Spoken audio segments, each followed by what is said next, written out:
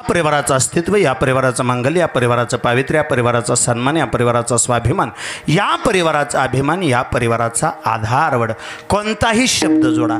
कैलासवाशी म्हणा, वैकुंठवाशी म्हणा अथवा स्वर्गवाशी म्हणा, माझ्या पाठीमागे लावलेला जो बोर्ड आहे त्याच्यावरून सहज अंदाजे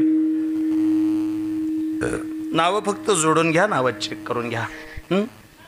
कैलासवाशी आदरणीय नारायणराव दामोदरजी पाठक. सगळे कल्याण मामा म्हणायचे, घरातले दादा म्हणायचे. पती पत्नीचा जोडा आणि बहुतेक लक्ष्मीनारायणाचा जोडा. मी नाव आहे म्हणूनच तसं म्हणतो, आहे का नाही? लक्ष्मीनारायणाचा जोडा संपलं की ह्याच्यापेक्षा वेगळं काय? नावच लक्ष्मीनारायण होतं, पत्नीचं नाव लक्ष्मी. आदरणीय मी काका म्हणेन त्यांना आता अख्ख्या कीर्तनात. आदरणीय काकांचं नाव नारायण. 2 मुलं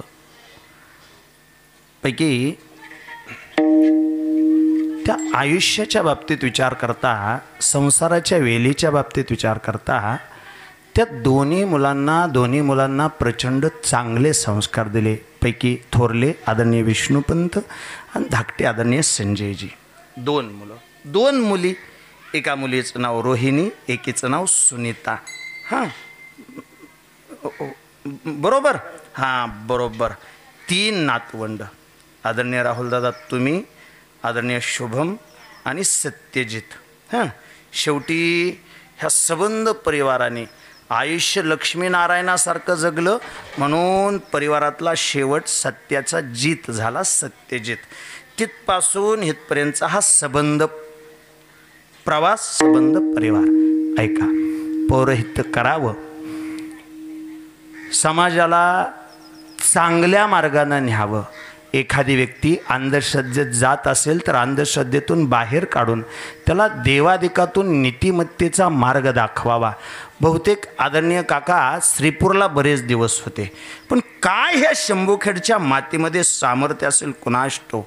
माणसं कितीही दिवस बाहेर राहिली तरी बापू ओढ मात्र परत शंभूखेडची लागते, एवढं मात्र नक्की. समोर बसले ते आदरणीय बनसोडे सर आमच्या मोरोचीमध्ये. म्हणजे मी हायस्कूल होतो तेव्हापासून बापू मला शिकवायला. पण शंभूखेड हे नाव आलं की त्यांना एक प्रकारचा विलक्षण आनंद वाटतो. आणि बहुतेक काकांच्याही आयुष्यात तेच झालं. श्रीपूरला जरी समजा बरंच पौरोहित्य केलं तरी तेवढं सगळं करून सुद्धा या मातीशी नाळ जोडलेली होती. ह्या मातीत लावलेली झाडं बहुतेक त्यांना खुणवत होती. ह्या मातीवरती केलेलं प्रेम बहुतेक त्यांना खुणवत होतं. शेवटी आयुष्याच्या शेवटच्या काळात ह्या शंभूखेडमध्येच राहणं पसंत केलं. सगळ्यांवरती भरभरून प्रेम करणारा माणूस, सगळ्या गावाचं कल्याण केलं म्हणूनच गाव कल्याण मामा म्हणायचे. सगळ्यांना चांगले मार्ग दाखवले. हे सगळं करता करता पती पत्नीमध्ये एक स्पर्धा लागली. विशाल बुवा, स्पर्धा कोणती? दादा म्हणायचे, काका म्हणायचे मी अगोदर देह ठेवणार, पण लक्ष्मी सारखी पत्नी म्हणायचे नाही. हे बघा, 1 दिवस तरी आधी पण कपाळ भरून कुंकू लिहून मी देह ठेवणार. मी आहे मरणार. सौभाग्यवतीचं वाण मस्तकावर लिहून मी देह ठेवणार. त्यानंतर आदरणीय काका एकदा आजारी पडले सुद्धा, पण नाही, शेवटी पती पत्नीच्या अंतकाळाच्या स्पर्धेमध्ये पत्नीचा विजय झाला. भरल्या कपाळानं, गळ्यातल्या मंगळसूत्रासहित, पायातल्या जोडव्यासहित त्या बिचारीनं आहेव देह ठेवला. एका सौभाग्यवतीसाठी जे प्रचंड विलक्षण आहे, जे प्रचंड पुण्याचं आहे, त्या मार्गानं तिनं देह ठेवला. आणि शेवटी आयुष्याच्या रथाचं एक चाक मोडून पडलं, दुसरं चाक थोडं कोलमडतं. आणि सांगतो, थोडं माफी मागून बोलतो, आयुष्यात तुम्ही माणसाला किती जपा, पण 3 दुःख मात्र वैऱ्याच्या आयुष्यात येऊ नयेत. कोणती? लेकरू लहान असताना त्याची आई मरू नये, कधी कुणाचा तरणा ताटा पोरगा मरू नये, आणि म्हातारपणी कधी कुणाची बायको मरू नये. आदरणीय काकांच्या आयुष्यातून पत्नी निघून गेली. बहुतेक त्या गोष्टीचा विरह सहन झाला नाही, त्या गोष्टीचं दुःख सहन झालं नाही. आणि हे सगळं करता करता ह्या सगळ्या लेकरा बाळांचं आयुष्य रेगरूपाला लावून आदरणीय काकांनी गेल्या वर्षी देह ठेवला. हे ऐका गड्या, कापुराच्या वाती उजळल्या ज्योती, ठाईच समाप्ती झाली जैशी. या न्यायानं सहज देह ठेवला. त्या घटनेला आज 2 वर्ष पूर्ण होत आहेत. 2 वर्ष झाली गड्या. बहुतेक आपण धावपळीतली माणसं, आपण कधीतरी या जगण्याच्या धावपळीमध्ये त्यांना विसरू शकतो. पण सांगू, ज्यांच्या आयुष्यातून बाप गेला ती माणसं नाहीत विसरू शकत. त्या माणसांना क्षणाक्षणाला आठवण येते. आजसुद्धा त्या रोहिणी ताई, त्या सुनीता ताई जेव्हा दारात येऊन उभ्या राहतात ना,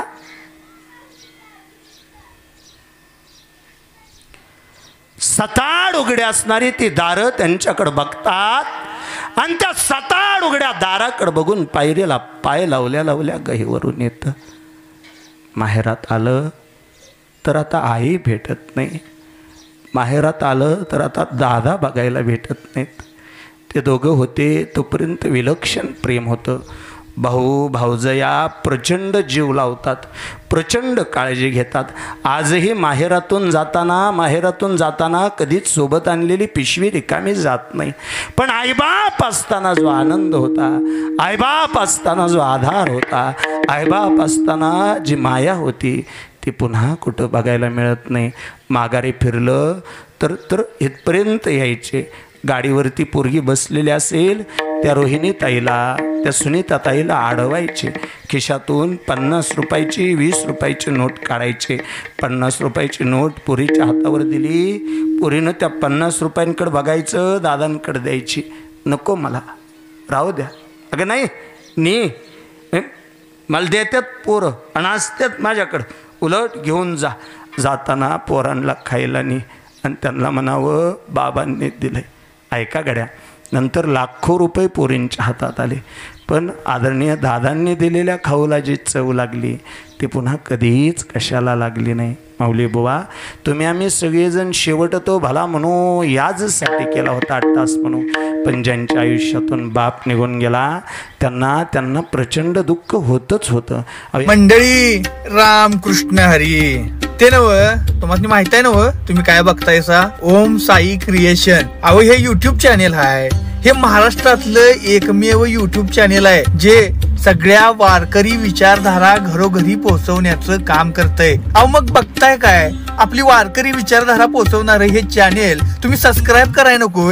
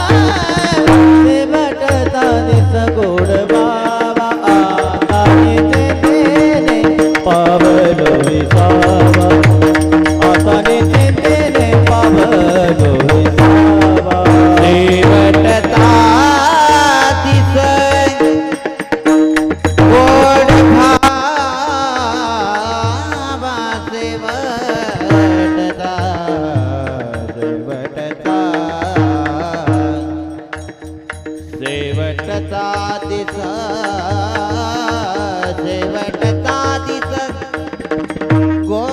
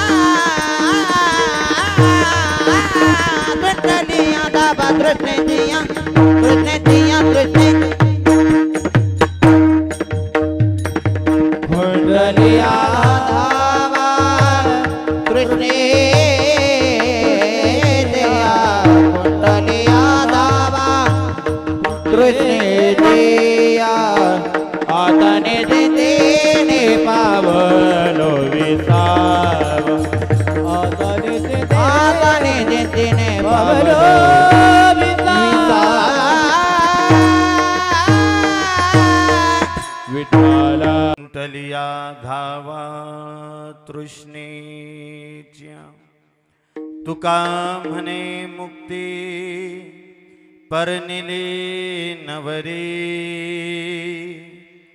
आता दिवस चारी खेळी मेळी आता निश्चिंतीने पावलो विसावा कुंटलिया धावा तृष्णेच्या वक्रतुंड महाकाय सूर्यकोटे समप्रभ निर्विघ्नं कुरु मे देव सर्वकार्येषु सर्वदा महायोगपीठे तटे भेचा जने जन्म नामार्थ झाला जयाने सदावास नामात केला जयाच्या मुखे सर्वदा नाम कीर्ती नमस्कार त्या ब्रह्म चैतन्य मूर्ती मस्तके पाया परी मस्तके पाया परी या बार करी सैताचा ऐका गड्या तुकोबराय बोलताना आज जे बोलतात याचसाठी केला होता अट्टहास. बहुतेक कीर्तनात बसलेले जेवढे वारकरी आहेत त्या वारकऱ्यापैकी प्रत्येकाने, थोडा आवाज कमी करा, प्रत्येकाने या अभंगावरती कधी ना कधी कीर्तन ऐकलं एवढं मात्र निश्चित. पहिल्यांदाच या अभंगावरती चिंतन ऐकतो असा वारकरी सहजासहजी मिळायचा नाही. तरी विशाल बुवा आजचा अभंग सेवेला घ्यावा लागतो. याचं कारण असं आहे, बहुतेक प्रत्येक अभंगाची प्रत्येक कीर्तनकारावर झालेली कृपा वेगळी असते. प्रत्येक अभंगाचं प्रत्येक कीर्तनकाराला झालेलं ज्ञान वेगळं असतं. त्यामुळं आजच्या अभंगाचा माझ्या बुद्धीनुसार जर अर्थ लावायला गेलं तर आज जगद्गुरु तुकोबराय विचार करायला लागण्यासारखं बोलतायत. तुकोबांच्या मुखातली भाषा आहे, याचसाठी केला होता अट्टहास, शेवटचा दिस गोड व्हावा. आम्ही म्हणलं तुकोबा तुम्ही अट्टहास केला म्हणता खरं, पण एक आहे अट्टहास करून नेमकं तुम्ही साध्य काय केलं त्यात बी ऐका माऊली बुवा. प्रयत्न वेगळे आणि अट्टहास वेगळा. प्रयत्न यशस्वी होऊ शकतात, अपयशी होऊ शकतात. प्रयत्न आहे म्हटल्यानंतर प्रत्येक वेळी तो यशस्वीच होईल असं नसतं. प्रयत्न यशस्वी होऊ शकतो, अपयशी होऊ शकतो. पण ऐका अट्टहास म्हणजे नेमकं काय? यश मिळेपर्यंत केलेल्या प्रयत्नाला अट्टहास म्हणायचं. जोपर्यंत मला जी गोष्ट साध्य करायची आहे ती साध्य होत नाही तोपर्यंत प्रयत्नाची पराकाष्ठा करणं, जीवाचं रान करणं, देहभान विसरून कष्ट करणं, याचं नाव अट्टहास. तुकोबा तुम्ही तुमच्या आयुष्यात अट्टहास केला असं म्हणता खरं, पण थोडी शंका होती. म्हणे काय? अट्टहास करून तुम्ही नेमकं साध्य काय केलं? ऐका, तुमच्या चरित्राचा जर अभ्यास केला तर तुमच्या बापजाद्याने जेव्हा प्रपंच तुमच्या हातात दिला तेव्हा तुमच्या घरी 527 एकर जमीन होती, दिवाणजी होती, महाजनी होती, सावकारकी होती. त्या काळातली 65 लाख रुपयाची संपत्ती होती.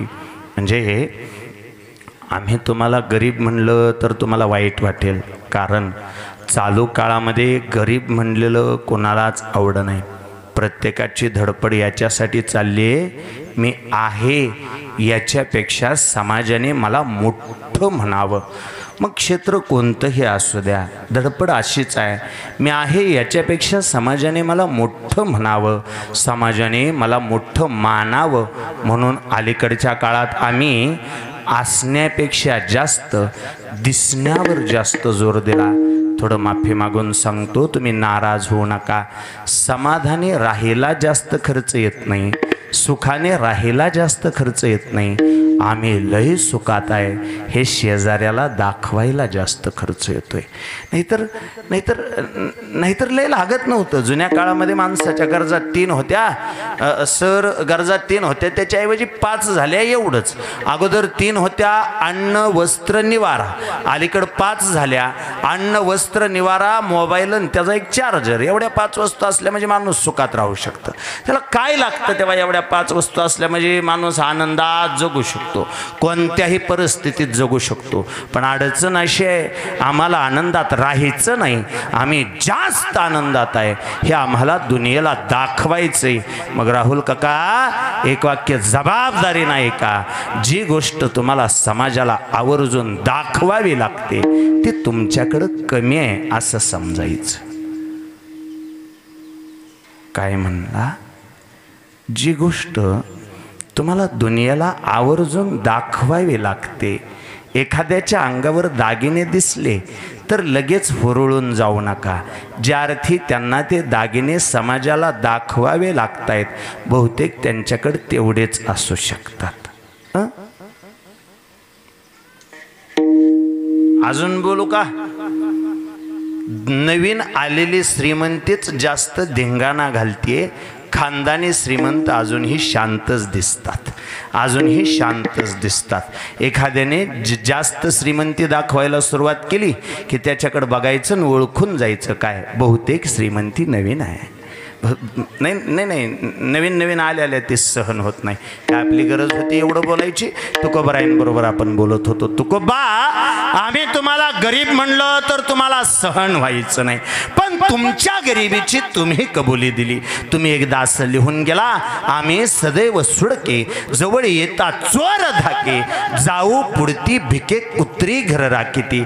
ऐका, अट्टहास केला असं जर तुम्ही म्हणता तर मग 527 एकर जमिनीचा मालक, 65 लाख रुपयाच्या संपत्तीचा मालक, आणि तुमच्या घरात स्त्री एक, अन्न करता मेली, दावणीचा बैल वैरणी वाचून मेला, पोटचा पोरगा टाचा घासून मेला. सांगा तुकोबा, तुम्हीच अट्टहास केल्यावर माणसाची परिस्थिती आहे याच्यापेक्षा सुधारली पाहिजे का आहे याच्यापेक्षा बिघडली पाहिजे?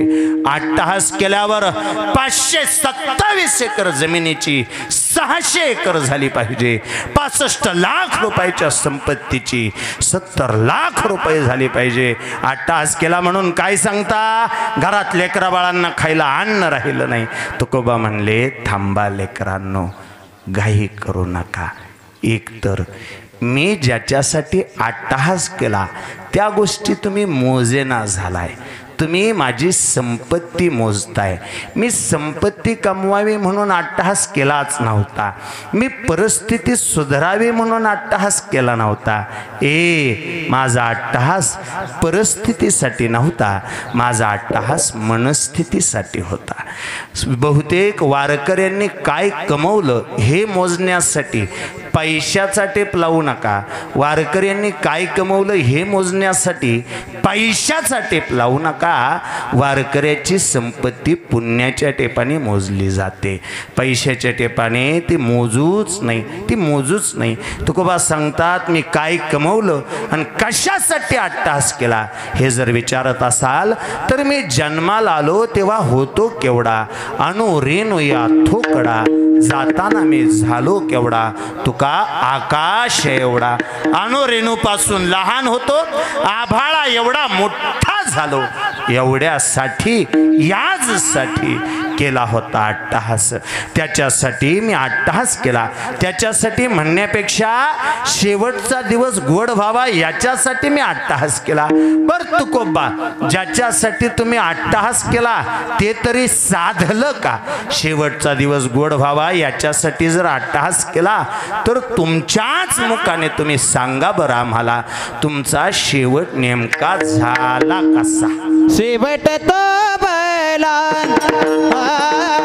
शेवट तो बैला, शेवट तो बैला, शेवट तो बैला, शेवट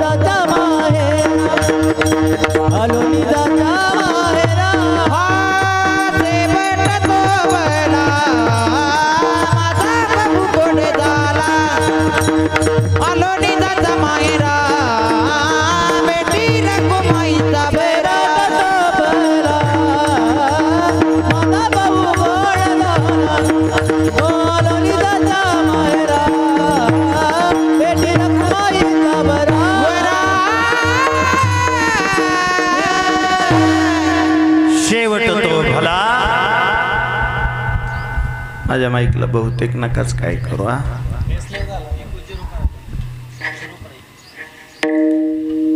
त्यांनाच वाढवत जावा एक वाढवताना भी. शेवट तो भला माझा बहुगोड झाला, आलो निजाच्या माहेरा भेटे रखुमाईच्या वरा. माझ्या आयुष्यातला शेवट प्रचंड गोड झाला. महाराज शेवट गोड झाला इथपर्यंत ठीक, पण आता काय? आता काही नाही म्हणले. आता निश्चिंतीने पावलं विसावा, खुंटलिया धावा तृष्णेच्या.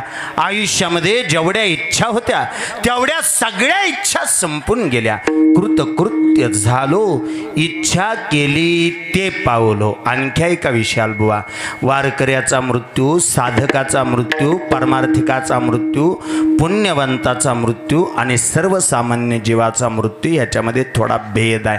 काय भेद आहे त्याच्यामध्ये? थोडा फरक आहे. काय फरक आहे? वारकऱ्याचा मृत्यू, पुण्यवंताचा मृत्यू, साधकाचा मृत्यू, आदरणीय काकांसारख्यांचा मृत्यू, त्यांच्या मृत्यूमध्ये आणि इतरांच्या मृत्यूमध्ये एक छोटासा फरक आहे. काय फरक आहे? वारकऱ्याच्या मृत्यूच्या वेळी आणि इतरांच्या मृत्यूच्या वेळी दीपक बुवा निष्ठावंत वारकरी असला, आदरणीय काकांसारखी आयुष्यभर पांडुरंगाची भगवंताची सेवा केली असली, मग अंतकाळाला काय होतं ऐका. अंतकाळाला इच्छा संपतात आणि देह शिल्लक राहतो.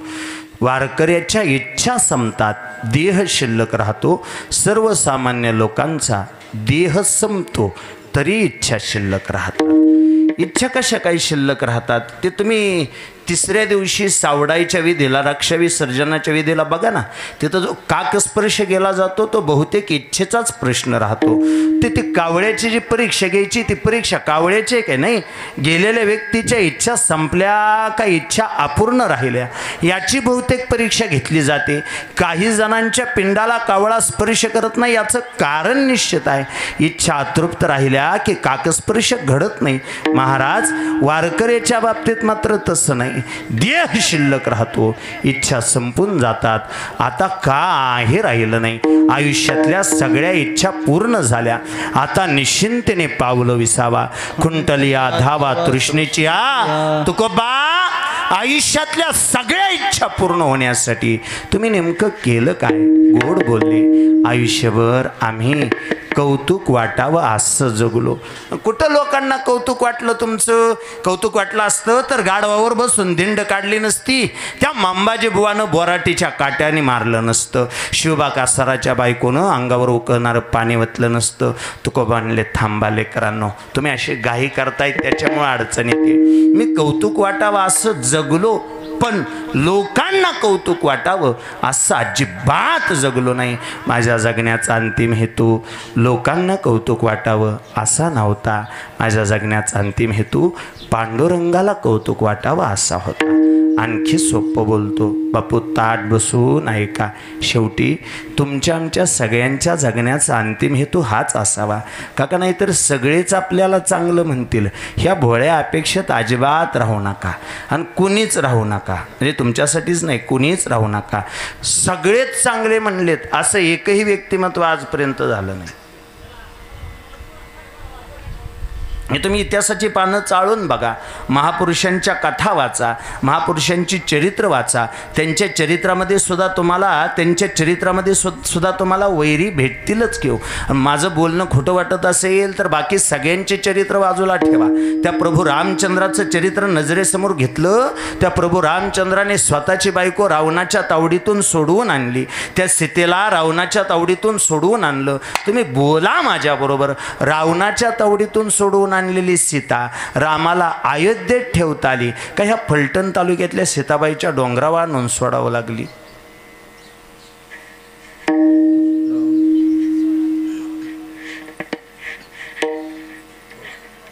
काय एखादी मीटिंग घेऊन सांगा, मला काही गडबड नाही. काय तुमचं झाल्यावर सांगा, तसं अजिबात मला गडबड. फक्त बोलत राहा, एकेरी प्रवास नसावा. कीर्तनात दुहेरी प्रवास असावा, थोडं मी बोलावं थोडं तुम्ही बोलावं असं. इथं इथं आणून सोडली, ह्या सीताबाईच्या डोंगरावर आणून सोडली फलटण. ह्या सातारा जिल्ह्यात, ज्या सातारा जिल्ह्यात मी कीर्तन करतोय, ह्या सातारा जिल्ह्यात सीताबाईचा डोंगर म्हणून डोंगर आहे. ह्या सीताबाईच्या डोंगरावर लवकुशाचा जन्म आहे. तिथे लवकुश त्या ऋषीमुनींना हाक मारताना तातोबा म्हणायचे, तातोबा म्हणायचे, तात म्हणायचे, तातोबा म्हणायचे, आजोबा म्हणायचे, तातोबा म्हणायचे, म्हणून तिथं तातोबाचा डोंगर आहे.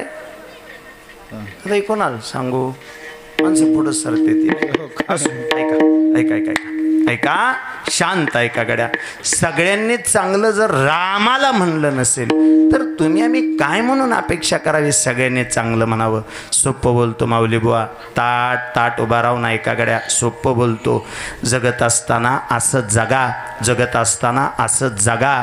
चांगल्या माणसाने नावं नाही ठेवली पाहिजेत. सगळ्यांनी चांगलं म्हणायला, सगळ्यांचीच मन राखायला आपण काय विदूषक नाही. नाही शपथ, सगळ्यांनी चांगलं म्हणा, या बोळ्या अपेक्षेने जगूच नका, जगूच नका. माझं स्वच्छ मत आहे. जगताना असं जगा की चांगल्या माणसाने नावं नाही ठेवली पाहिजेत. जगताना असं जगा की चांगल्या माणसाने नावं नाही ठेवली पाहिजेत. आणि मरताना असं मरा, आपल्याबद्दल एखाद्याला म्हणले 2 मिनटं बोला तर त्याला खोटं नाही बोलावं लागलं पाहिजे.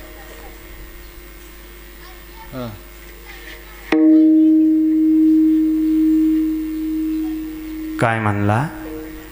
जगताना असं जगा, चांगल्या माणसाने नावं नाही ठेवली पाहिजेत. आणि बापू, आपण गेल्यानंतर जर गावातले एखाद्याला म्हणले बोला ह्यांच्याबद्दल 2 मिनटं, तर बोलणाराला आपल्यासाठी खोटं नाही बोलावं लागलं पाहिजे. नाहीतर उगच म्हणावं लागतं गावच्या विकासामध्ये ह्यांचं ग्रामपंचायतीनं लावलेले बल्ब ह्यांनी चोरून नेले. पण तसं म्हणता येत नाही भाषण करणाराला. भाषण करणाराला म्हणावं लागतं गावच्या विकासामध्ये ह्यांचं मोलाचं योगदान होतं. गावाने 26 जानेवारीला जुन्या खड्ड्यात नवी झाडं लावली. परत सांगतो, गावाने 26 जानेवारीला जुन्या खड्ड्यात नवी झाडं लावली. त्याच्या दुसऱ्या दिवशी ह्यांनी दिवसभर शिरडं मोकळी सोडली. पण भाषण करणाराला तसं म्हणता येत नाही. भाषण करणाराला म्हणावं लागतं ह्यांचं निसर्गावर. सोपन साधं बोलतो. आपल्याबद्दल बोलायला उभा राहिला तर त्याला खोटं नाही बोलावं लागलं पाहिजे गड्या. आयुष्यभर सगळ्यांनीच चांगलं म्हणावं ह्या भोळ्या अपेक्षेत अजिबात राहू नका. आणि नाराजही होऊ नका. मी काय तुम्हाला नाराज करायला अजिबात आलो नाही. असा एक दिवस नक्की येणार तुमच्या आयुष्यात. तुम्हाला तुमच्या घरातले चांगले म्हणणार, भाऊभाऊकीतले चांगले म्हणणार, पाहुणे रावळे चांगले म्हणणार, तुमचा मित्रपरिवार चांगलं म्हणणार. असा एक दिवस नक्की उजाडणार ज्या दिवशी तुमचे वैरी सुद्धा तुम्हाला चांगलंच म्हणणार. अडचण अशी आहे, ज्या दिवशी सगळे तुम्हाला चांगलं म्हणणार त्या दिवशी तुमच्या नाकात कापूस असणार. त्या दिवशी तुमच्या नाकात कापूस असणार. लोकांनी चांगलं म्हणावं ह्या भोळ्या अपेक्षेनं जगण्यापेक्षा माझी एक भाव नाही. मी स्वतःला लोकांच्या नजरेतून बघायचं बंद केलंय. बरं, कोणाकडे मी ती चांगुलपणाचे सर्टिफिकेट तेवढं सांगा, मला घ्यायचंय. अरे बुवा, समजा मला एक चांगुलपणाचं सर्टिफिकेट पाहिजे, कोणाची सही लागल त्याच्यावर? कोण म्हणलं? सरपंचाची? नाही, काय संबंध आहे? ठीक आहे, ग्रामपंचायतीचा उतार आहे, चांगुलपणाची सही कोणाकडून घेता? अजिबात त्या बोळ्या अपेक्षेत राहू नका. मी सोप्पं बोलतो. माझ्या जगण्याचं अंतिम साध्य एकच आहे. ज्या विटेवरच्या मालकाच्या जीवावर मी जगतो त्याने फक्त मला वाईट नाही म्हणलं पाहिजे. माझ्या आयुष्याचं अंतिम साध्य. कौतुक वाटे झाले अवेचाचे. कोणाला कौतुक वाटलं पाहिजे? विटेवरच्या मालकाला. त्याला कशाच कौतुक वाटेल? कौतुक वाटे झाले अवेचाचे, नाम मंगळाचे तेने गुणे. त्याचं मंगळ असणारं नाव घेतलं, सकल मंगल निधी श्री विठ्ठलाचे नाम आधी. ऐका गड्या, त्याच्या नावाचं त्याला कौतुक वाटेल. तुकोबा, हे कौतुक वगैरे हा असं सांगू नका. असं करा, एक घाव 2 तुकडे करा. म्हणजे काय करू? ज्या मुक्तीसाठी तुम्ही आम्ही सगळेजण भक्ती करतो ती मुक्ती तुम्हाला मिळाली का तेवढं सांगा. तुकोबा म्हणले, ऐका, एकतर आम्ही मुक्तीसाठी भक्ती कधीच केली नाही. आम्हाला मुक्तीची अपेक्षा मुळीच नव्हती. विटेवरच्या मालकाच्या समोर आम्ही उभा राहिलो तेव्हा विटेवरच्या मालकानं आम्हाला प्रश्न विचारावा, तुकोबा मुक्ती देऊ का जन्म देऊ? आम्ही छाती ठोकून त्याला सांगितलं, बाबा रे तुझी मुक्ती आम्हाला नकोच. नलगे मुक्तिदान संपदा, नलगे मुक्तिदान संपदा, नलगे मुक्तिदान संपदा, नलगे मुक्तिदान संपदा, नलगे मुक्तिदान संपदा, नलगे मुक्तिदान संपदा, नलगे मुक्तिदान संपदा, नलगे मुक्तिदान संपदा, हे नलगे मुक्तिदान संपदा, नलगे मुक्तिदान संपदा, नलगे मुक्तिदान संपदा, नलगे मुक्तिदान संपदा, नलगे मुक्तिदान संपदा, नलगे मुक्तिदान संपदा, नलगे मुक्तिदान संपदा, नलगे मुक्तिदान संपदा, हे संपदा सदा, संपदा देई सदा, देई सदा, गुण गाईला वडी, गुण गाईला वडी, गुण गाईला वडी आवडी, गुण गाईला सत्संग देई सदा, सत्संग देई सदा, सत्संग देई सदा, सत्संग देई सदा, गुण गाईला बडी, गुण गाईला बडी, गुण गाईला बडी, गुण गाईला बडी,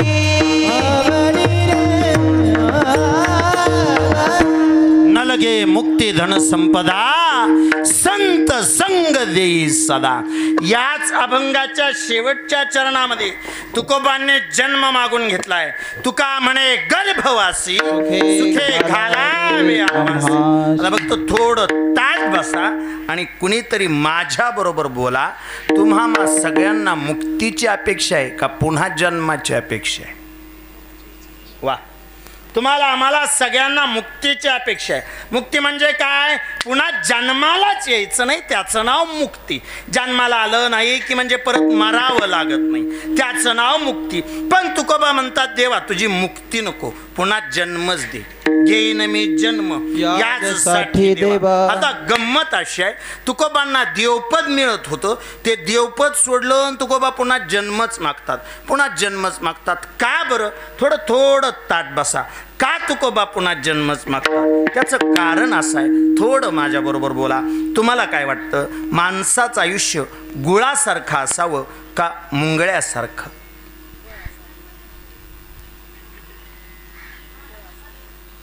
हा ताई बोलताय कोणतरी? गुळासारखं असावं. माणसाचं आयुष्य गुळासारखं असावं, माणसाचं आयुष्य गोड असावं. हो गोड असावं. पण गुळ गोड आहे, पण कुणासाठी? गुळासाठी गोड आहे का गुळ सोळासाठी? नाही, सोळासाठी नाही. थांबा, हे माझंच नाव आठवलं काय मला? हे थांबा, चुकलंय माझं. थांबा, काही गरजच नव्हती, म्हणजे आठवलं असं मला. हा, गुळासाठी गोड आहे का गुळ मुंगळ्यासाठी गोड आहे? ऐका, तुम्ही ताट बसून ऐका. गुळाचा गोडवा चाखण्यासाठी गुळहून चालत नसते. गुळाच्या गोडव्याचा आनंद घेण्यासाठी मुंगळाच व्हावं लागतं. ऐका, देवाजवळचं सुख अनुभवण्यासाठी देवहून चालत नसते. देवाजवळचं सुख अनुभवण्यासाठी वारकरीच व्हावं लागतं. देवाजवळच्या सुखाचा आनंद घेण्यासाठी वारकरीच व्हावं लागतं, नाहीतर वारीत जो आनंद आहे तो देव होण्यात नाही. आता ज्ञानोबरायांच्या बरोबर तुकोबरायांच्या बरोबर ऊन वारा पाऊस याशी कशाचीही तमा न बाळगता सगळे वारकरी आळंदी नावाच्या जन्मापासून त्या पंढरी नावाच्या मृत्यूपर्यंत जाऊन पोचतील, आधीपासून अंतापर्यंत जाऊन पोचतील. त्या ज्ञानोबरायांच्या भक्तिनादामध्ये तल्लीन होऊन जातील, ज्ञानोबा तुकोबांच्या नावाच्या जयघोषामध्ये ह्या वाऱ्यात चालतील. पण एक आहे गड्या, एक आहे, ज्ञानोबरायांच्या वारीमध्ये जे सुख आहे ते देव होण्यात सुद्धा सुख नाही. ज्ञानोबरायांचं वारकरी होण्यात जे सुख आहे ते देव होण्यात सुख नाही. ऐका नाहीतर तुकोबांनी अपेक्षा जन्माची केली नसती, अपेक्षा जन्माची केली पण तुकोबा बोलतात देवा जन्माची अपेक्षा आहे पण इच्छा अशी आहे, जन्म जरी झाला तरी देवा पुढच्या अगरबत्तीनं दातात अडकलेलं मास्कान काढणाराच्या घरी जन्म देऊ नको.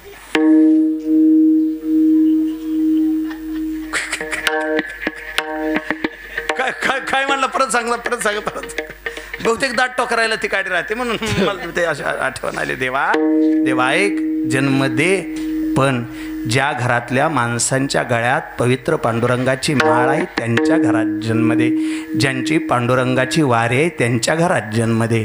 देवा ज्यांच्या दारातलं तुळशी वृंदावन प्रचंड हिरवंगार आहे त्यांच्या दारात जन्म दे. देवा ज्यांच्या घरात गाथा ज्ञानेश्वरी सारखे ग्रंथ आहेत आणि ज्ञानोबराय तुकोबराय सारखे संत आहेत त्या वारकऱ्याच्याच घरी जन्म दे. नाही हरिदासाचे घरी मजुबजबा जन्मांतरी मनसी काही मागा हेच देगा पांडुरंगा. थांबा महाराज लांब गेलो. मुक्ती तुम्हाला मिळाली का थासा प्रश्न विचारला. हे काय सांगतायत जन्मन तेच सांगत होतो. मुक्तीची तुकोबांनी अपेक्षा केलीच नाही, तुकोबा मुक्ती नकोच म्हणत होते. पण माझ्या काळ्या देवाचा नियम असा आहे, मी तुम्हाला सांगतो तुम्ही जास्त बोबाटा करू नका, कुणाला म्हणू नका, आणि सांगितलं कोणाला तरी माझं नाव घेऊ नका की ह्याने सांगितलं म्हणा, फक्त तुमच्यापर्यंत ठेवा. माझ्या काळ्या देवाचा नियम असा आहे, माझा काळा देव मागणाराला देत नाही आणि नको म्हणणाराला दिल्याशिवाय राहत नाही. माझा काळा देव भिकाऱ्याला देत नाही आणि वारकऱ्याला दिल्याशिवाय राहत नाही. तुकोबा मुक्तीला नको म्हणत होते. जगाचा बाप हे तुकोबाराय सांगतायत स्वतः, जगाचा बाप तुकोबा सांगतात आम्ही मुक्तीला नकोच म्हणत होतो, पण झालं असं जगाचा बाप आम्हाला सदेह घेऊन वैकुंठाला गेला. तुकोबाराय असं म्हणले जगाचा बाप आम्हाला सदेह घेऊन वैकुंठाला गेला.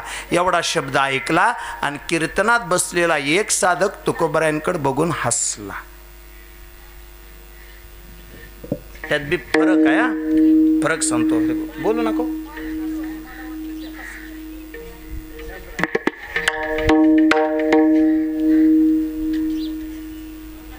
बोलू नका. हरी महाराज आहे का महत्वाचा विषय बोलतोय. तुकोबाराय म्हणले जगाचा बाप आम्हाला सदेह वैकुंठाला घेऊन गेला.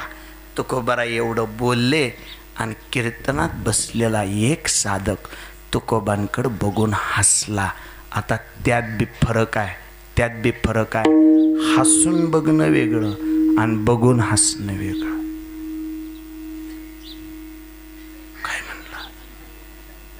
काय म्हणला नाही तुम्ही बारीक ऐकायचं प्रत्येक वाक्य. हसून बघितलेलं चांगलं,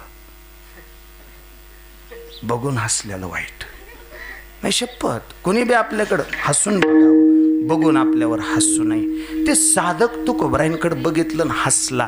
ते म्हणले हसला कशासाठी नाही म्हणले ते तुम्ही आता नाही का म्हणला काय सदेह वैकुंठाला, म्हणले मग त्यात हसायसारखं काय. म्हणले आम्ही परवा दिवशी एका कीर्तनकारांच्या तोंडात ऐकलं, नाही गेला तुम्ही. तुमच्या नावावर जगणारी तुमच्या आक्षेप घेते, तुम्ही काय सांगता वैकुंठाला गेला. आता ऐका, आता ऐका, सोप्पा ऐका.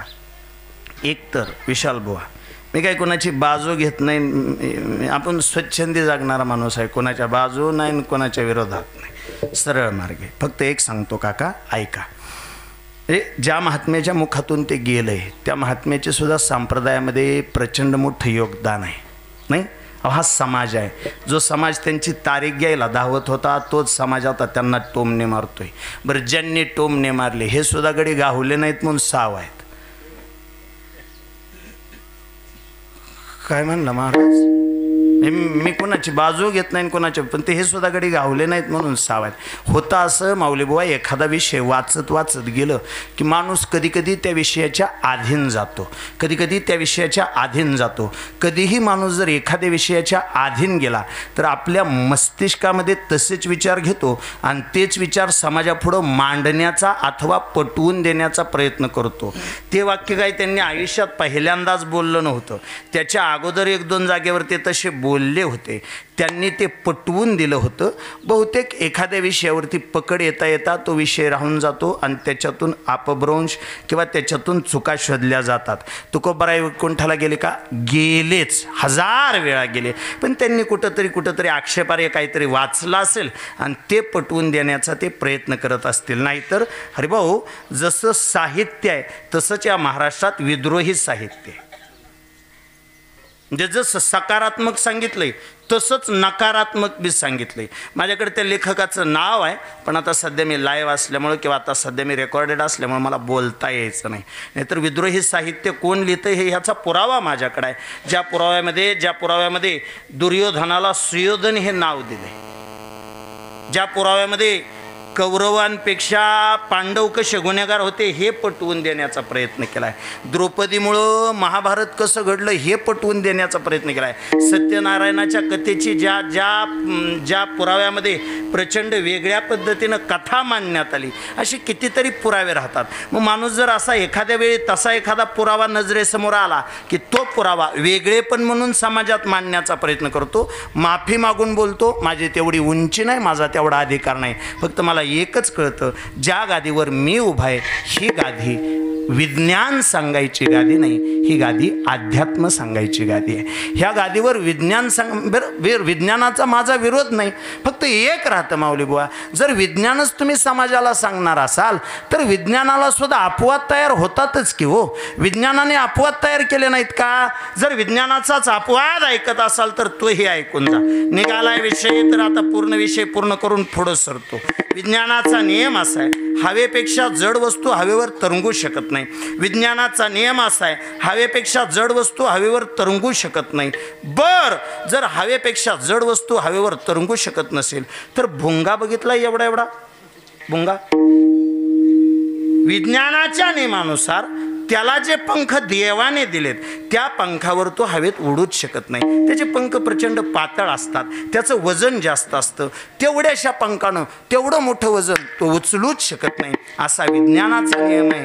अडचण अशी आहे, विज्ञानाचा नियम माझा पाठ आहे, विज्ञानाचा नियम तुमचा पाठ आहे, पण भुंग्याचा पाठ नाही ना. तर काय घेणं देणं आहे? हवेपेक्षा जड वस्तू हवेवर तरंगू शकत नाही, आम्हाला बनसोडे सरांनी शिकवलंय. नाही बाप्पू, विज्ञान शिकवायला होते बाप्पू आम्हाला 7वीपर्यंत, बापूंनी शिकवलं हवेपेक्षा जड वस्तू हवेवर तरंगू शकत नाही. बरं, हा विज्ञानाचा त्रिकालाबाधित नियम आहे. ऐका, विज्ञानाचा हा जर नियम असेल तर हे नियम तुमचे माझे पाठ आहेत, भुंग्याचा पाठ नाही. तो बिचारा भुंगा विज्ञानाच्या नियमाचा विचार न करता स्वतःचे पंख हवेत एवढ्या जोरात पसरतो, एवढ्या जोरात फडफडवतो की तेवढासा भुंगा हवेवर सहज तरंगू शकतो. त्या भुंग्यानं जर विज्ञानाच्या नियमाला छेद दिला असेल, एवढा भुंगा जर विज्ञानाच्या नियमाला छेद देऊ शकत असेल तर आभाळा एवढे मोठे असणारे माझे तुकोबाराय विज्ञानाच्या नियमाला छेद सहज देऊ शकतात. तो विज्ञानाच्या नियमाला दिलेला छेद आहे. मग तिथं सूक्ष्म देहन स्थूल देहन काही सांगायचं नाही. तुकोबा वैकुंठाला गेले आणि गेलेच. ते गेले म्हणून समाजाने आम्हाला डोक्यावर घेतलं. ते वैकुंठाला गेले म्हणून समाज आमच्या पुढं बसतो. चला, तुकोबा म्हणले आम्ही सदैव वैकुंठाला गेलो. ज्या मुक्तीसाठी आम्ही प्रयत्न केला नव्हता ती मुक्ती आमची दासी झाली, ती मुक्ती आमची बायको झाली, ती मुक्ती आमची नवरी झाली. तुका म्हणे मुक्ती परनेली नवरी, आता दिवस चारी खेळी मिळी. त्या मुक्ती मुक्तीशी आमचा विवाह लागला. मुक्तीशी विवाह लागण्यासाठी आम्ही केलं काय? कौतुक वाटे झाले यावेचाचे, नाम मंगळाचे तेने गुणी. आम्ही कौतुक वाटावं असं जगलो. आता काही राहिलं नाही. आता निश्चिंतीने पाऊल विसावा. खुंटलिया धावा तृष्णेची या आणि आयुष्यातल्या सगळ्या तृष्णा संपाव्यात याचसाठी केला होता अट्टहास. शेवटचा दिस गोड व्हावा काहीसा या अर्थाचा 4 चरणाचा. अतिशय गोड, अतिशय समर्पक, आजच्या सेवेला साजेसा आदरणीय काकांसारख्या तथा दादांसारख्या व्यक्तिमत्वाचं सबंध व्यक्तिमत्व उलगडून दाखवणारा अतिशय सोपा अभंग. विठ्ठल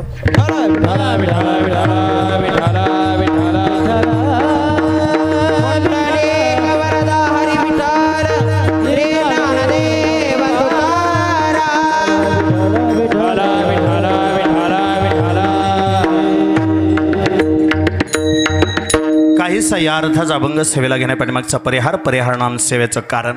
या परिवाराचं अस्तित्व, या परिवाराचं मंगल, या परिवाराचं पावित्र्य, या परिवाराचा सन्मान, या परिवाराचा स्वाभिमान, या परिवाराचा अभिमान, या परिवाराचा आधारवड. कोणताही शब्द जोडा. कैलासवाशी म्हणा, वैकुंठवाशी म्हणा अथवा स्वर्गवाशी म्हणा. माझ्या पाठीमागे लावलेला जो बोर्ड आहे त्याच्यावरून सहज अंदाजे नावं फक्त जोडून घ्या, नावं चेक करून घ्या. कैलासवाशी आदरणीय नारायणराव दामोदरजी पाठक. सगळे कल्याण मामा म्हणायचे, घरातले दादा म्हणायचे. पती पत्नीचा जोडा आणि बहुतेक लक्ष्मीनारायणाचा जोडा. मी नाव आहे म्हणूनच तसं म्हणते, आहे का नाही? लक्ष्मीनारायणाचा जोडा संपलं की ह्याच्यापेक्षा वेगळं काय? नावच लक्ष्मीनारायण होतं. पत्नीचं नाव लक्ष्मी. आदरणीय मी काका म्हणेन त्यांना आता अख्ख्या कीर्तनात. आदरणीय काकांचं नाव नारायण. 2 मुलं पैकी त्या आयुष्याच्या बाबतीत विचार करता, संसाराच्या वेलीच्या बाबतीत विचार करता, त्या दोन्ही मुलांना प्रचंड चांगले संस्कार दिले. पैकी थोरले आदरणीय विष्णुपंत आणि धाकटे आदरणीय संजयजी. 2 मुलं, 2 मुली. एका मुलीचं नाव रोहिणी, एकीचं नाव सुनीता. बरोबर? बरोबर. 3 नातवंड. आदरणीय राहुलदादा तुम्ही, आदरणीय शुभम आणि सत्यजित. शेवटी ह्या सबंध परिवाराने आयुष्य लक्ष्मीनारायणासारखं जगलं म्हणून परिवारातला शेवट सत्याचा जीत झाला, सत्यजित. तिथपासून इथपर्यंतचा हा सबंध प्रवास, सबंध परिवार. ऐका, पौरहित करावं, समाजाला चांगल्या मार्गाने न्यावं. एखादी व्यक्ती अंधश्रद्धेत जात असेल तर अंधश्रद्धेतून बाहेर काढून त्याला देवादिकातून नीतिमत्तेचा मार्ग दाखवावा. बहुतेक आदरणीय काका श्रीपूरला बरेच दिवस होते, पण काय ह्या शंभूखेडच्या मातीमध्ये सामर्थ्य असेल कुणास ठाऊक. माणसं कितीही दिवस बाहेर राहिली तरी बापू ओढ मात्र परत शंभूखेडची लागते, एवढं मात्र नक्की. समोर बसले ते आदरणीय बनसोडे सर आमच्या मोरोचीमध्ये. म्हणजे मी हायस्कूल होतो तेव्हापासून बापू मला शिकवायला. पण शंभूखेड हे नाव आलं की त्यांना एक प्रकारचा विलक्षण आनंद वाटतो. आणि बहुतेक काकांच्याही आयुष्यात तेच झालं. श्रीपूरला जरी समजा बरंच पौरोहित्य केलं तरी तेवढं सगळं करूनसुद्धा या मातीशी नाळ जोडलेली होती. ह्या मातीत लावलेली झाडं बहुतेक त्यांना खुणवत होती. ह्या मातीवरती केलेलं प्रेम बहुतेक त्यांना खुणवत होतं. शेवटी आयुष्याच्या शेवटच्या काळात ह्या शंभूखेडमध्येच राहणं पसंत केलं. सगळ्यांवरती भरभरून प्रेम करणारा माणूस, सगळ्या गावाचं कल्याण केलं म्हणूनच गाव कल्याण मामा म्हणायचे. सगळ्यांना चांगले मार्ग दाखवले. हे सगळं करता करता पती पत्नीमध्ये एक स्पर्धा लागली. विशाल बुवा, स्पर्धा कोणती? दादा म्हणायचे, काका म्हणायचे मी अगोदर देह ठेवणार, पण लक्ष्मी सारखी पत्नी म्हणायचे नाही. हे बघा, 1 दिवस तरी आधी पण कपाळ भरून कुंकू लिहून मी देह ठेवणार. मी आहे मरणार. सौभाग्यवतीचं वाण मस्तकावर लिहून मी देह ठेवणार. त्यानंतर आदरणीय काका एकदा आजारी पडले सुद्धा, पण नाही, शेवटी पती पत्नीच्या अंतकाळाच्या स्पर्धेमध्ये पत्नीचा विजय झाला. भरल्या कपाळानं, गळ्यातल्या मंगळसूत्रासहित, पायातल्या जोडव्यासहित त्या बिचारीनं आहेव देह ठेवला. एका सौभाग्यवतीसाठी जे प्रचंड विलक्षण आहे, जे प्रचंड पुण्याचं आहे, त्या मार्गानं तिनं देह ठेवला. आणि शेवटी आयुष्याच्या रथाचं एक चाक मोडून पडलं, दुसरं चाक थोडं कोलमडतं. आणि सांगतो, थोडं माफी मागून बोलतो, आयुष्यात तुम्ही माणसाला किती जपा, पण 3 दुःख मात्र वैऱ्याच्या आयुष्यात येऊ नयेत. कोणती? लेकरू लहान असताना त्याची आई मरू नये, कधी कुणाचा तरणा ताटा पोरगा मरू नये, आणि म्हातारपणी कधी कुणाची बायको मरू नये. आदरणीय काकांच्या आयुष्यातून पत्नी निघून गेली. बहुतेक त्या गोष्टीचा विरह सहन झाला नाही, त्या गोष्टीचं दुःख सहन झालं नाही. आणि हे सगळं करता करता ह्या सगळ्या लेकरा बाळांचं आयुष्य रेगरूपाला लावून आदरणीय काकांनी गेल्या वर्षी देह ठेवला. हे ऐका गड्या, कापुराच्या वाती उजळल्या ज्योती, ठाईच समाप्ती झाली जैशी. या न्यायानं सहज देह ठेवला. त्या घटनेला आज 2 वर्ष पूर्ण होत आहेत. 2 वर्ष झाली गड्या.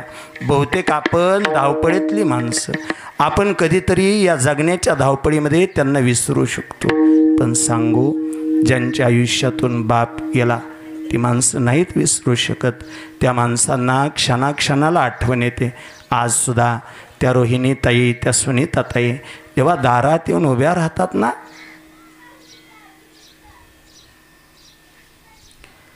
सताड उघड्या असणारी ती दारं त्यांच्याकडे बघतात, आणि त्या सताड उघड्या दाराकडे बघून पायरीला पाय लावल्या गहीवरून येतं.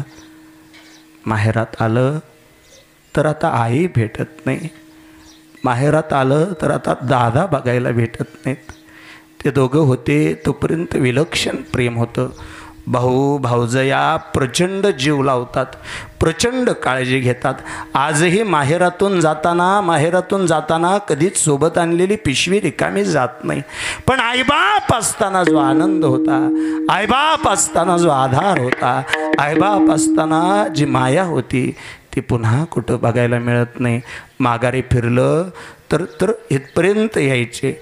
गाडीवरती पोरगी बसलेली असेल, त्या रोहिणी ताईला, त्या सुनीता ताईला अडवायचे.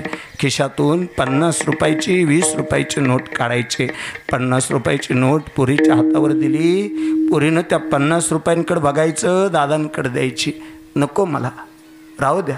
अगं नाही, मला देतात पोरं आणि असतात माझ्याकडं, उलट घेऊन जा.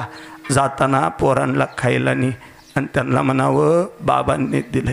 ऐका गड्या, नंतर लाखो रुपये पोरींच्या हातात आले, पण आदरणीय दादांनी दिलेल्या खाऊला जी चव लागली ती पुन्हा कधीच कशाला लागली नाही. माऊली बुवा, तुम्ही आम्ही सगळेजण शेवट तो भला म्हणू, याचसाठी केला होता 8 तास म्हणू, पण ज्यांच्या आयुष्यातून बाप निघून गेला त्यांना प्रचंड दुःख होतच होतं.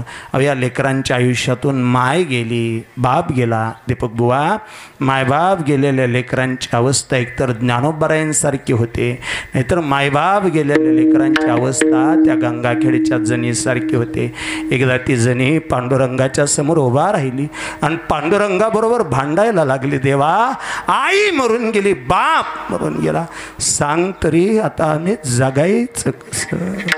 माया मेली बाप मेला, माया मेली बाप मेला, मोया मेली बाप मेला, माया मेली बाप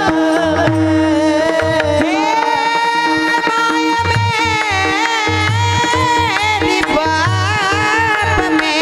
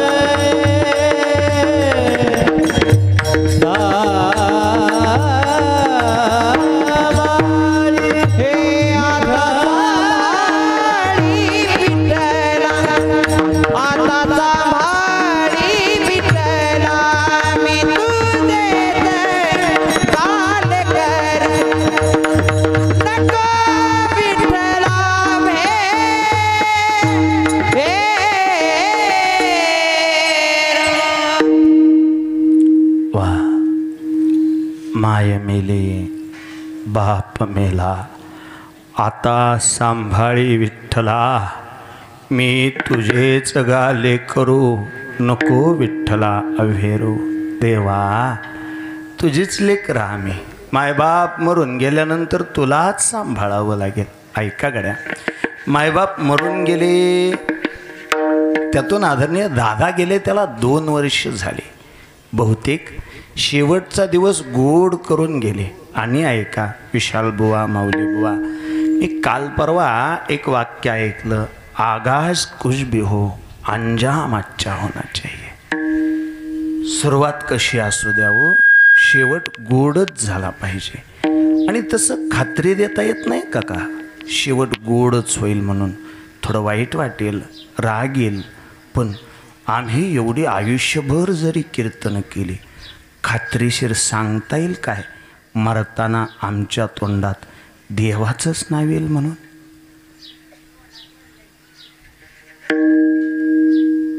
खात्री आहे का? खात्री आहे? नाही हो, नाही नाही. काही माणसं दिवसभर देवळात पत्त्या खेळतात आणि हरेपाटाच्या टायमिंगला घरी जातात. दिवसभर देवाच्या सानिध्यात राहिला आणि नेमक्या हरिपाठाची वेळ आल्यावर तसंच राहतं. आपण जरी आयुष्यभर कीर्तन केली, निश्चित आहे का, खात्री आहे का मरताना देवाचंच नाव येईल? काय घेऊन बसता बरं? कोण आहे आपण? जड भरत राजानं स्वतःचा संबंध राज्यकारभार सोडला आणि संन्यास स्वीकारला. बरं, संन्यास स्वीकारल्यानंतर संन्यासाला गेल्यानंतर त्याच्या लक्षात आलं एका हरणीचा गर्भपात झाला. तिथे त्याच्या गर्भातून पडलेलं ते पाडस त्या जड भरत राजाने बघितलं आणि त्या पाडसाकडे म्हणजे त्या हरणाकडे बघितलं, त्या हरणाकडे बघितलं, त्या हरणाकडे बघितलं आणि त्या हरणाला त्याने त्या पाडसाला सांभाळायला सुरुवात केली. प्रचंड प्रेम त्या पाडसावर बसलो, प्रचंड प्रेम त्या पाडसावर बसलो. देवाची भक्ती करायचा पण प्रेम पाडसावर होतं. भक्ती देवाची करायचा पण प्रेम पाडसावर होतं. भक्ती देवाची करायचा पण प्रेम पाडसावर होतं. मरताना देव आठवला का पाडस?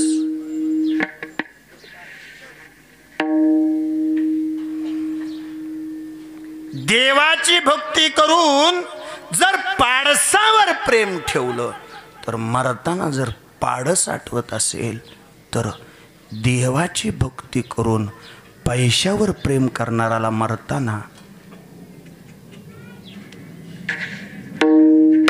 काय अपेक्षा आहे? देव आठवल? नाही नाही नाही नाही. अहो ऐका, जडभरत राजाचा सुद्धा त्या वासनेनं जर बळी घेतला असेल तर तुम्ही आम्ही थोडं सावधच राहिलं पाहिजे. सावध म्हणजे नेमकं काय? सोप्पं सांगून टाकतो माऊली बुवा.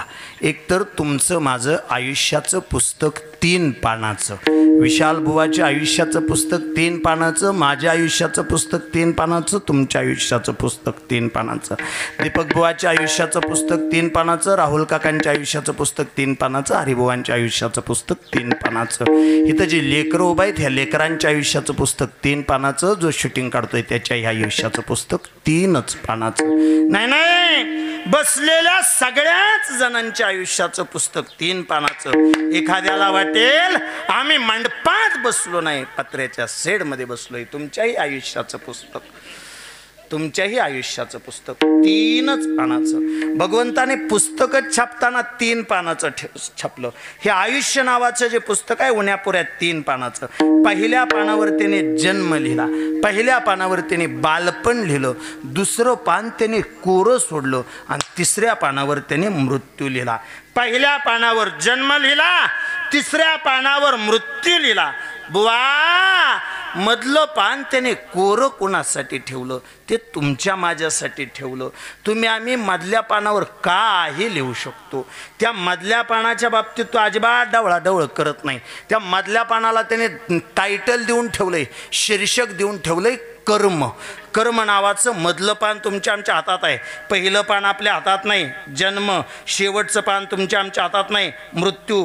तुम्ही आम्ही कुठं जन्माला यायचं, कसं जन्माला यायचं, अपंग जन्माला यायचं, मतिमंद जन्माला यायचं, सदृढ जन्माला यायचं, डोळं जन्माला यायचं, आंधळ जन्माला यायचं, मुख जन्माला यायचं, बहिर जन्माला यायचं, तुमच्या आमच्या हातात अजिबात नाही.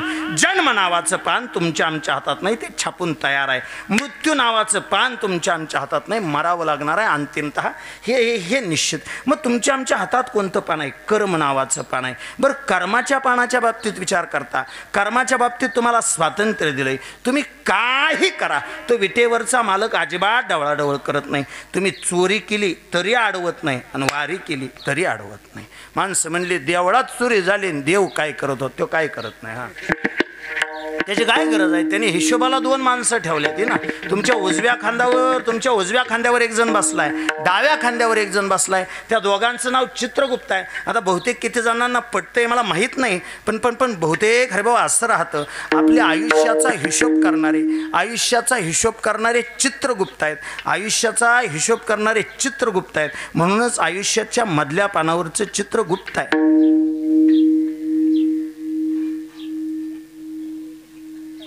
नसलं कळालं झाल्यावर जेवून जावा, तसं जाऊ नका. त्यांनी स्वयंपाक हे केलाय तसं अजिबात जाऊ नका. तसं ऐका, आयुष्याचा हिशोब करणारा चित्रगुप्त आहे. म्हणूनच आयुष्याच्या मधल्या पानावरचं चित्रगुप्त आहे. तिथं कर्म नावाचा एकच शब्द लिहिलाय. कर्माच्या बाबतीत तुम्ही स्वतंत्र आहे. तुम्ही व्यसन करून आयुष्याची राख रांगोळी केली, समजायचं ते पान तुम्ही खराब केलं. तुम्ही वारी करून हा देह भगवंताला समर्पित केला, समजायचं मधलं पान तुम्ही सोन्याचं केलं. फक्त हे काय, त्या पानावर 2 छोटे छोटे स्टार केलेत. स्टार कशासाठी? बहुतेक जिथं सवलत असते तिथं स्टार असतात.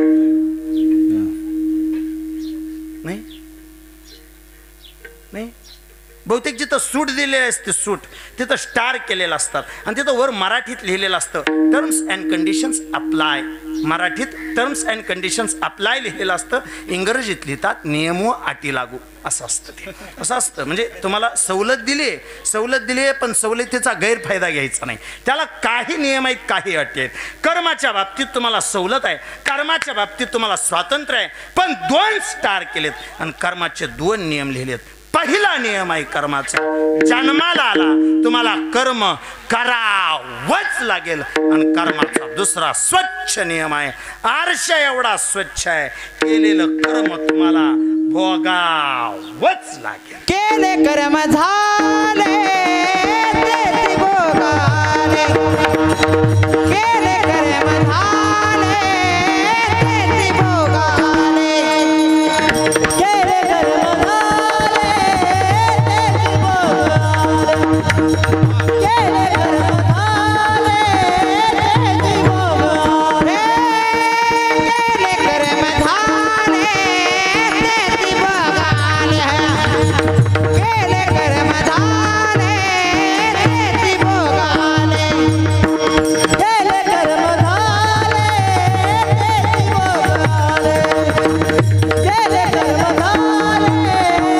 ते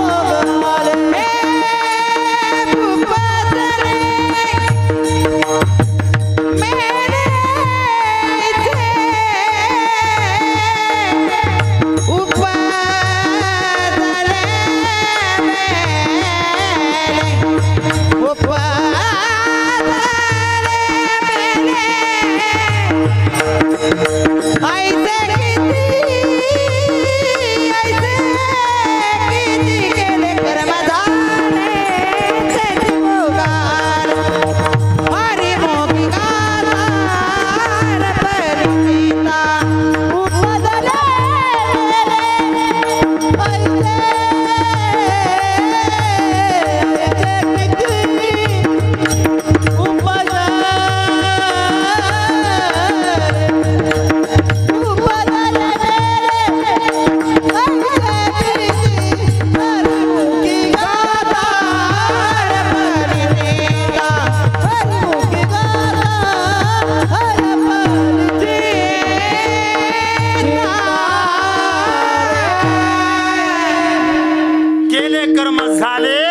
भोगा आले, उपजले मेले ऐसे किती.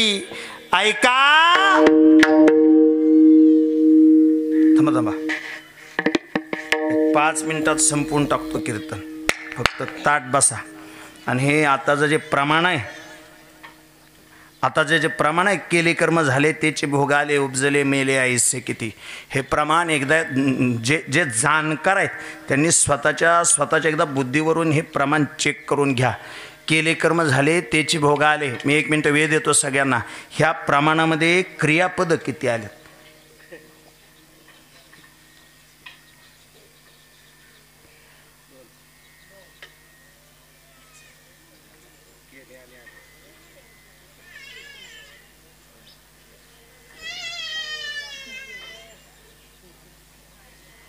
बाकी तुम्हाला विचारलं नाही, ज्यांना येत नसेल त्यांनी शांत बसा, काय अडचण नाही. ते बघताना माझ्याकडं असं तू कणकेस आहे उक्त घ्यायचं ना, आम्हाला विचारायला काय गरज आहे आमची. मी तुमची परीक्षा घ्यायची म्हणून म्हणलो नाही, मला फक्त एक गोष्ट पटवून द्यायची म्हणून मी म्हणलो. एका प्रमाणात देव बाप्पा 2 जन्म आपले बसलेत. 5 क्रियापद आहेत, मोजा. केले कर्म झाले त्याची भोगा आले, उपजले आणि मेल. आता ऐका, आपण पाठीमागल्या जन्मामध्ये जे केले ते आपल्या खात्यात जमा झाले. येताना ते आपल्याबरोबर आले, ते सोबत घेऊन आपण उपजले आणि ते फेडून मेले. आता बघा मग तुम्ही परत घरी गेल्यावर काय म्हणलं होता बुवा, तेवढं आठवायचं, एकटंच आठवायचं, एकटं बसल्या माणसाला आठवतं. बघा परत जोडून बघायचं. मी जसं म्हणलोय तसं जोडायला आलं. फक्त प्रमाण द्या ना ठेवा. केले कर्म झाले त्याची भोग आले, उपजले मेले ऐसे किती. ऐका, नाराज होऊ नका. कर्माचा स्वच्छ नियम आहे. जे कर्म तुम्ही केलं ते तुम्हाला भोगावं लागेल. काही जण म्हणले महाराज आम्ही काशी तीर्थाला जाऊन आलो, आम्हाला भोगावं लागेल का? काही जण म्हणले आम्ही आता ही प्रयागराजला महाकुंभ झाला ना, तिथं जाऊन आंघोळ करून आलो, आम्हाला भोगावं लागेल का? काही जण म्हणले आम्ही इथली तर चंद्रभागेला जाऊन आलो, आम्हाला भोगावं लागेल का? ताट बसून ऐका, कुणाला म्हणू नका, जास्त बोबाटा करू नका. ऐका, जरी तुम्ही प्रयागराजला जाऊन आंघोळ करून आला असला, जरी तुम्ही काशी तीर्थावर जाऊन आंघोळ करून आला असला, जरी तुम्ही चंद्रभागेला जाऊन आंघोळ करून आला असला, तरी तेवढीच पापं धुतल्या जातात जेवढी पापं चुकून झालेत. नीट ऐका, काशीला गेला, प्रयागराजला गेला, चंद्रभागेला गेला तरी तेवढीच पापं धुतल्या जातात जेवढी चुकून झालेत. ठरवून केलेली कारस्थानं भोगावीच लागतात. त्यातनं सुट्टी नाही ना, त्यातनं सुट्टी नाही. ठरवून जर एखादी तर भोगावंच लागणार, ते भोगावं लागणार. हा, चुकून तुमच्याकडून एखादं पाप झालं, वारीत चालता चालता सुद्धा पायाखाली मुंगी येऊ शकते, वारीत चालता चालता पायाखाली किडक मुंगी येऊन मरू शकते. आपल्याकडून ते अजाणतेपणी पाप झालं, अजाणतेपणी झालं ते तुम्हाला माफ केलं जातं, ते धुतल्या जातं. पण ठरवून केलेली कारस्थानं भोगावी लागतात. आणखी थोडं स्वच्छ बोलतो माऊली बुवा. आयुष्यभर एखाद्याचं ज्ञान बोलतं, कोणाची प्रतिष्ठा बोलते, कोणाचा पैसा बोलतो, कोणाची संपत्ती बोलते. कोणाचं ज्ञान बोलतं, कोणाची प्रतिष्ठा बोलते, कोणाचा पैसा बोलतो, कोणाची संपत्ती बोलते. मरताना फक्त माणसाचं कर्म बोलतं, त्याच्यामुळं कर्म चांगला असतो. चला 3 पानं सांगत होतो. आयुष्य नावाच्या पुस्तकाचं पहिलं पान जन्म, दुसरं पान कर्म, तिसरं पान मृत्यू. जोडून देतो, संपवून टाकतो. मधलं पान चांगलं सजवलं की शेवटचं पान गोड होतं. म्हणजे कर्म चांगलं केलं की आयुष्याचा शेवट गोड होतो. नीतिमत्ता चांगली ठेवली की आयुष्याचा शेवट गोड होतो. नाहीतर मग कर्माच्या बाबतीत जर विचार करायचा झाला तर मग भीष्म पितामह शरपंजरी पडले होते. शरीराला 113 बाण लागले होते. आणि 113 बाण लागल्यानंतर शेजारी जगाचा बाप गोपाल कृष्ण येऊन उभा राहिला. आणि गोपाल कृष्णाकडे भीष्म पितामहाने बघितलं आणि पितामहाकडे बघून पितामहांच्या डोळ्याला पाणी आलं.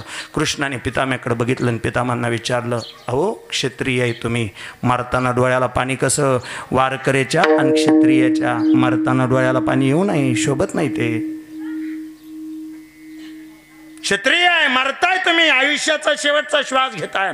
शूर ओळखावा रणी आणि साधू ओळखावा मरणी. लढला कसा याच्यावरून शूर ओळखावा आणि मेला कसा ह्याच्यावरून साधू ओळखावा. मरताय डोळ्याला पाणी, भीष्म पितामह तुम्ही. पितामहाच्या डोळ्याचं पाणी वाढलं आणि पितामहांनी कृष्णाकडे बघितलं आणि विचारलं, कृष्णा मरतोय म्हणून नाही रडत, मग काय चुकलं असेल? 113 बाण लागलेत शरीराला. बर पाप सांग. एकतर जन्माला घालताना तू मला गंगेच्या आणि शंतनुच्या पोटी जन्माला घातलं. 8व्या क्रमांकाला जन्म माझा कोणाचा? भीष्म पिताम्याचा. 8व्या क्रमांकाला जन्म. नाव देवव्रत. भीष्म पिताम्याचं खरं नाव देवव्रत. नंबर 8 नंबरला जन्म. कोणतरी म्हणले कृष्णाने बी 8वाच नंबर आणि भीष्म पिताम्याने बी 8वाच नंबर. असं का म्हणून केलं? त्याचं कारण असं आहे, मराठी भाषेत 8 हा एकमेव आकडा आहे ज्याला गाठ नाही. मी मराठीबद्दल बोलतोय. ज्यानी एस पापावाल्याने अब्दूच नका ह्याला.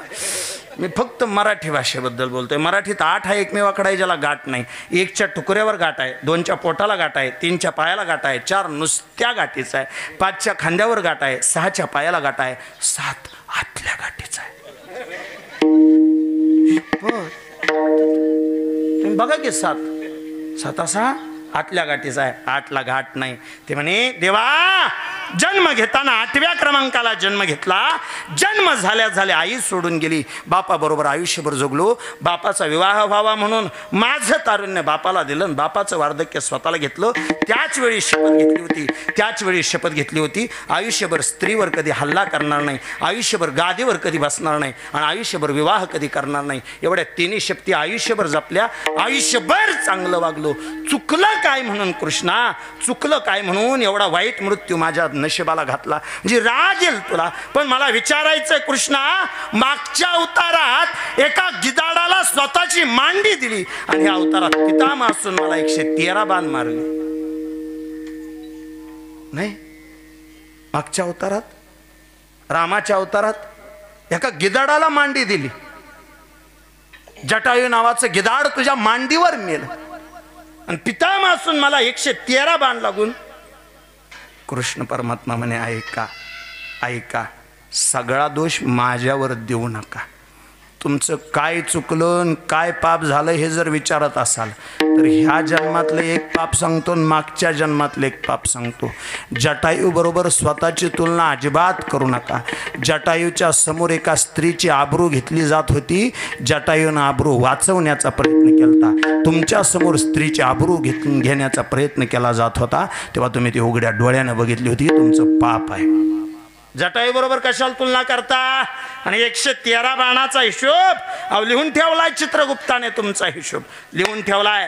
पाठीमागल्या अवतारात तुम्ही राजपुत्र होता, घोड्यावर विराजमान झालता. तुमच्याजवळ सत्ता संपत्ती तारुण्य 3 गोष्टी होत्या. बहुतेक ह्या 3 गोष्टी एकत्र आल्या की माणसाच्या अंगात मगरुरी येते. सत्ता संपत्ती आणि तारुण्य ह्या 3 गोष्टी तुमच्याजवळ होत्या.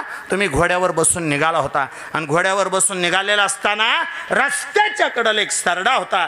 तुम्ही त्या सरड्याकडे बघितलं. सरड्यानं तुमच्याकडे बघितलं, पण का कुणास ठाऊक सरड्याने मान हलवली नाही. पितामह तुम्ही थोडं जाणून घ्यायला पाहिजे होतं. काय काही सरडे मान हलवत नाहीत.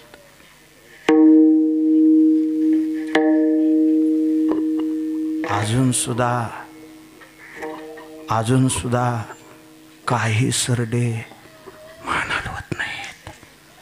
तुम्ही चला म्हणला तरी सरडा ताटच. तुम्ही जय हरी म्हणला तरी सरडा ताटच. तुम्ही राम राम म्हणला तरी सरडा ताटच. बहुतेक सरड्याला सांगा स्वतःचं वैयक्तिक जेट विमान असणाऱ्या वळसंकर डॉक्टरने स्वतःच्या मस्तकात गोळी घालून आत्महत्या केली. दादा एवढा फुगू नको, एवढा घमेंडी राहू नको. बहुतेक मुडदे ताट असतात. लवचिकता ही जिवंतपणाची निशाणी आहे. ते कोणीतरी उठलं तुम्हाला शिकवलं. सरड्याने सुद्धा पिक्चर बघितला बहुतेक झुकेगा नाही. ते परंपरेतच बसत नाही आपल्या.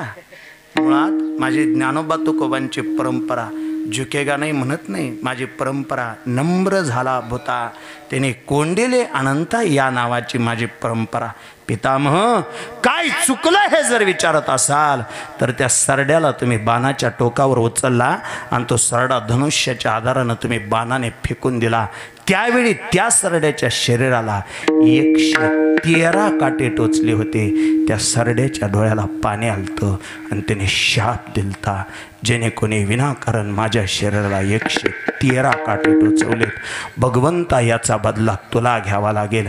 त्या मुक्या जित्राबाला तुम्ही दिलेला त्रास म्हणून 113 बाण आज तुमच्या शरीराला टोचलेत. कधी कधी माऊली बुवा हिशोब येतो, ए विशाल बुवा, कधी कधी प्रश्न पडतो, सरड्याला 113 काट टोचवणाराला जर समजा 113 बाण लागून मारावं लागतंय तर मग आज वार बुधवार, तारीख 11 जून, आज सकाळी 7 कापल्यात, दुपारी 3, अजून संध्याकाळी नाद करते काय यावंच लाग असं म्हणणाऱ्या गड्यांना किती त्रास होईल. असो बाबा असो, चला भीष्म काय गरज नव्हती आपल्याला तसलं आठवायची. असंच होतंय माझं, मला काय बी आठवते काय. ऐका मूळ मुद्दा बाजूला राहील. सुटून देऊ नका. भीष्म पिताम्यासारखा अधिकारी 113 बाण लागून मेला, त्यापेक्षा सोपं आदरणीय दादांनी हसत खेळत लेकरा बाळांमध्ये देह ठेवला. सगळी माणसं सोबत होती. शेवटी मृत्यूला नकार देता येत नाही. माऊली महावैष्णव सांगतात, देहाच्या गावा आलिया जन्म मृत्यूची या सोहळिया, ना म्हणू नये धनंजया जया परी. मृत्यूला होकारच द्यावा लागतो. फक्त एक, आयुष्याचा शेवट होत असताना उजव्या बाजूला एक लेकरू असावं, डाव्या बाजूला लेकरू असावं, दोन्ही पोरी अशा पायाजवळ बसलेल्या असाव्यात आणि नातवंड डोळ्यात पाणी आणून आपल्याकडे बघत असावेत. दादांच्या अंतकरणाची त्यावेळची जी भावना आहे, लेकरांनो रडू नका, बाळांनो रडू नका. अरे रडण्यापेक्षा मी आयुष्यभर जी तत्व जपली ती तत्व जपा. खूप चांगलं मरण भगवंताने माझ्या पदरात घातलं. आयुष्यभर चांगला राहिलो ते निवळ एवढ्यासाठी, यासाठी केला होता, यासाठी केला होता, यासाठी केला. सगळे निष्ठावंत वारकरी सर्वांच्या चरणावर नतमस्तक होतो. सेवेसाठी उपस्थित असणाऱ्या सगळ्या माता भगिनी तुमचा आभार मानतो. माझ्या समेत आलेली ही दोन्ही गायन क्षेत्रातली दिग्गज नावं दीपक महाराज पवार तथा माऊली महाराज पौळकर दोघांच्याही चरणावर नतमस्तक होतो. मृदंग क्षेत्रातलं मोठं आणि गोड नाव विशाल महाराज जाधव महाराज, तुमचं मनापासून आभार मानतो. विनेकरी बाबा तुमचा आभार मानतो. महाराज तुमचा आभार मानतो. सर्वांचा आभार मानत असताना सेवेसाठी उपस्थित असणारी ही लहान लहान लेकरं, अशी जवळपास 100 लेकरं सध्या माझ्याकडे शिक्षण घेत आहेत. वारकरी शिक्षण, शालेय शिक्षण या सगळ्या गोष्टी त्यांना प्रामाणिकपणे देण्याचा प्रयत्न करतोय. सुट्टीचे दिवस आहेत. तुम्ही विचारलं असतं, महाराज सुट्टीच्या दिवसात लोकांचे लेकरं गोळा करून आणले, तुमचं कुठं आहे? म्हणून आणलंय, नाहीतर काय ते कीर्तनात यावं एवढं काय त्याचं एवढं सवय नाही, पण आपलं येतंय 2 तास उभा राहतंय, टाळ घेऊन उभा राहते, हीच आपली धन्यता म्हणायची.